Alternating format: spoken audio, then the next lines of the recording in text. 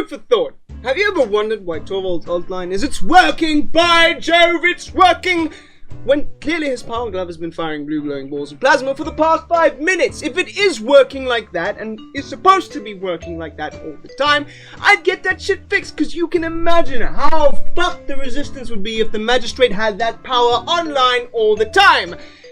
I don't know. I just always thought the perfect voice line for it would be somewhere along the lines of "I'm firing the laser!"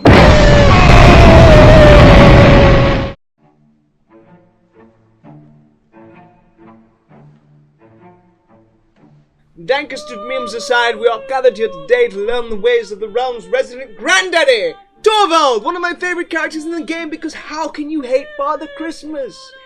Hi-Rez knows how. Give him a Darth Vader skin, because of course that makes sense, not Genos, who can void grip the fuck out of anybody, but I'm getting off topic. Back to our favorite Hellboy ripoff, who is by far the most utilitarian frontliner around, packing tankiness, CC, fairly decent damage, and personal shielding for his teammates.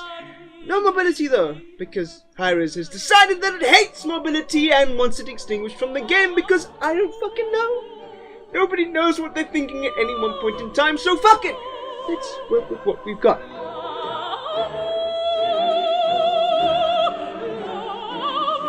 So, you probably know this series format well enough by now to guess that I'm about to yell at you about how incorrectly you're playing a champion, and if you figured that out, congratulations, gold star for you.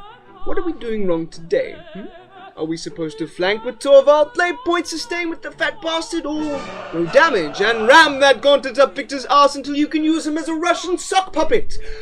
Yes, no. You see, Torvald can do all of the above, depending on the situation and how flexible Victor's rectum is, but we'll have to get to that later because there is one style of play we haven't talked about in the tank guides: supporting role.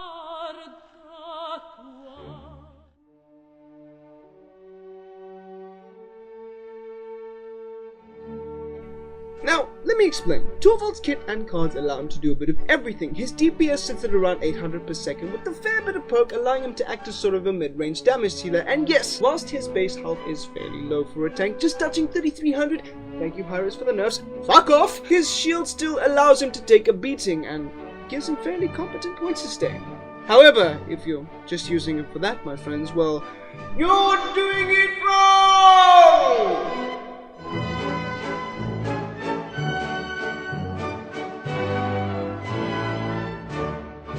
You see, as we start talking about his Nullify, we start to see a trend that is indicative of a supporting character. Nullify is pretty awesome at cancelling out abilities and preventing pesky flankers from escaping, which is great if you're using it on your own in a 1v1. However, its true potential lies in using it with your team, because Nullify on its own locks you down too, and your target can still shoot at you, making it immensely more handy when you're tagging along with a teammate who can pump lead, axes, or arrows into said target's face, sending him into the abyss. As we chase further down this rabbit hole of supportdom, we look at his protection.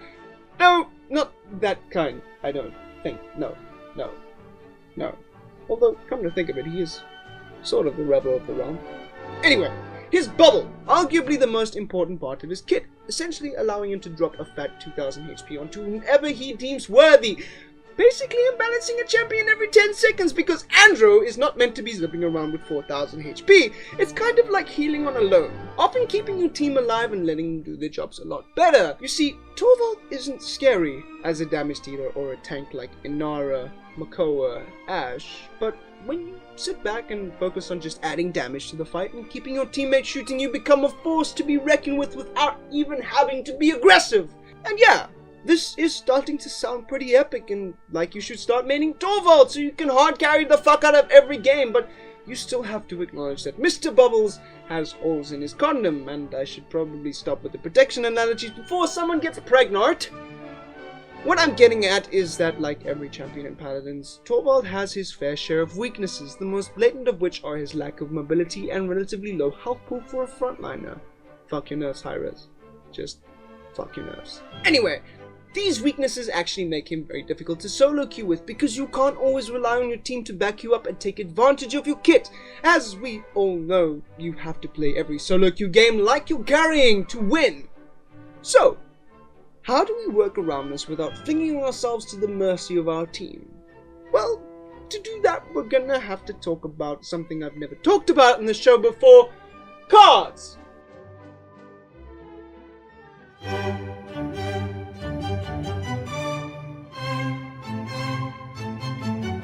Now, whilst I'm not opposed to giving out card advice, I try to avoid it because everyone has their own playstyle, and tweaking your deck to fit it is a key aspect of Paladins, and is one of the things that differentiate it from the crowd and makes you more invested in the character. Plus, it means that I have to edit more, which I'm not exactly a fan of, but I do it for you guys, so you can understand why I shy away from it. But with Grandpa Torv, I at least have to recommend using some cards in your loadout. And don't worry, all of these cards are calculated at level 4, so no stress fam, I gotcha!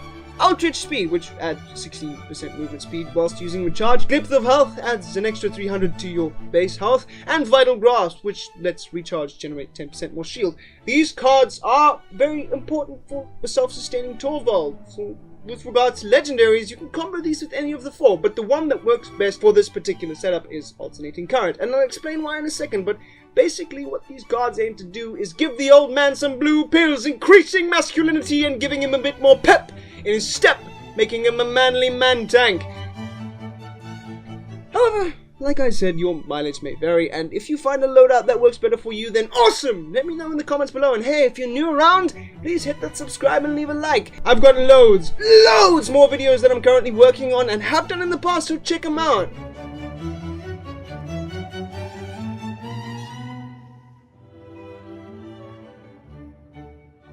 Shameless plug out of the way. Let's get back on track and start talking about these abilities and how one of them in particular is super important to the solo carry Santa. Torvald's left click is simple enough, firing out a blast of stuff every 0.25 seconds, dealing a 200 a shot. Keep in mind these are projectile based and travel at about the speed of a Grover axe, so hitting them consistently isn't easy, but it's not impossible with just a little practice and some prediction. His ult fire is his nullify, which is great for cucking other people's abilities. Examples include, but are not limited to, Ash trying to Naruto dash away. Nope! What about shield? Ha! Denied! Terminus trying to insert his massive axe into your face via leap. Stop him mid-air! And all the ultimates you can cancel to your heart's content. Also, quick tip, Bomb King can't detonate while being silenced, so essentially, you're screwed. This ability is great for locking down the target and robbing them of the ability to escape, or any ability at all, really. If you have a well-coordinated team, it is almost certain death for that poor bastard. Now, we have to talk about the ability that is most important to the solo queuing Torvald: Recharge. Now, you may be wondering why this is so important. Well, it's the only ability in Torvald's kit that affords him extra mobility and sustainability without outside interference, as long as you have the correct cards. What I mean by this is that a lot of Torvald's extra health or shield benefits come from using Nullify and Protection in terms of cards, which require the use of an outside factor like an enemy or an ally, whereas the cards I mentioned earlier focus on making your recharge more impactful, giving you slightly more independency when you find yourself with your pants down and an Inara swiggity swooting away towards you. Outrage Speed comes into play here, combining with Alternating Current as a legendary, giving you a little bit more mobility for 2.5 seconds as opposed to just 1 second without it, allowing you to just about round that corner and escape your enemy or get to an objective a little bit quicker, which is very important for a guy with no movement ability. Next, we combine Alternating Current with Vital Grasp, and this fusion gives us extra tankiness, aka sustainability. You see, Vital Grasp allows you to generate more shield faster, allowing you to get shot in the face a couple times whilst using Recharge without consequence, even if your enemies have Wrecker, because the shield just generates too quickly, unless multiple people are shooting at you at once, which is generally a bad idea and has a largely less fortunate outcome. Finally, we move on to Protection. Once again, not that kind of protection. The ability that allows you to lend someone 2000 extra health in short bursts, and depending on which legendary you pick up, it pumps them full of steroids for 40% extra damage, or Frolic across Water's Field for 4 seconds of CC immunity. You know, now that I think about it, this ability, if used correctly, is way too OP to be considered balanced. It literally imbalances other champions. Flanks were not supposed to have this kind of longevity and this amount of damage. This is an ability that has insane potential to be game-changing every 10 seconds or less! What the fuck?!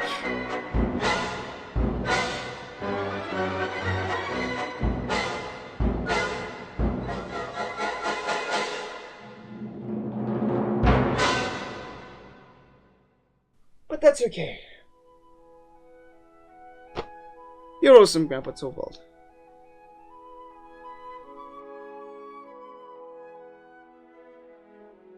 Keep this in mind though. This ability can be very clutch for saving a teammate some respawn time, so don't go using it off cooldown unless you have to. It's not always a good idea to bubble a guy who's low on health if he's already out of combat and no one's shooting him. Use it on the flanks that are heading in deep, or if someone gets caught in a CC like a Makoa hook. Great! So, all you have to do is CC champions right in front of your teammates, locking them down for an easy kill, making sure your teammates can clearly see what's going on, because tunnel vision, avoid getting caught out on your own overextending, and become bubble buddies with everybody when they need it. How the fuck do you do that though? You may be wondering. The magic of positioning and not overextending to the point where you're waving your testamies at the enemy's base, only to be castrated moments later. Thankfully, as a Torvald, it's pretty hard to do that with low mobility, but bah, have I done my dumb shit in my time, so learn from my mistakes. As the Runic Sage, you want to primarily focus on being at the center of where your team is, because you are the only tank that can tank at a distance, as long as you have line of sight for bubbling. So, what you're looking for is a middle ground with decent line of sight on your allies, not too far forward or else you may get slowed and slapped in the face, and not too far back or those blue balls, excuse the pun, are not going to do shit. All of the above being mentioned, remember, you are still a tank, not a sky main, so don't be afraid to get up in people's face and slap the bitch out of them! Just not too much, as people have a tendency to slap back. Finally, a quick note about itemization. Just get Chronos. Your abilities are extremely important to your success as a Torvald, so getting those cooldowns down is a must. Everything else is relative to the situation, such as Core Eyes, Rekka, so on and so forth. So, that's it then. Get out there! Get to Torvalding and pissing people the fuck off as you gleefully launch them off cliffs, keeping your team alive and never letting Ash use her ultimate again. Now, if you'll excuse me, memories of 1v1ing the third best Torvald in the world are coming to haunt me. I need to go break my keyboard. Thanks, guys. Cheers. Thank you all so much for watching my video on the Torvald, himself, the granddaddy of the rum. Really, guys, I hope you did enjoy this one. If you did, leave a like. I had a lot of fun doing this. It actually took 3 days to get all the footage I needed because of scrimming with my team. Has really been taking up some of my time. And I apologize this was not out sooner, guys. Writing scripts of these are getting long. I mean, the last one, the Ruckus one, was only 3 pages. This is 5. I'm really putting a lot of effort for this for you guys, and I'm really hoping you're enjoying them. If you're not, let me know with a dislike and tell me why in the comments down below. I'm always listening out for you. And if you did enjoy it, tell me. Let me know. If you want to see any other champions coming up, we're still busy working on the front lines. I think we've got Inara and Terminus left to do. I think, do we have anybody else? I think that's it for now. So, let me know in the comments down below who you want to see next. And, well, if you're feeling generous, check me out on Patreon. I've got a Patreon page if you want to support me there. That would be really, really awesome, and I'd sincerely appreciate it. But just you guys watching this video is pretty awesome as it stands. So, thank you, and I'll see all you fantastic people in the next video. Ciao.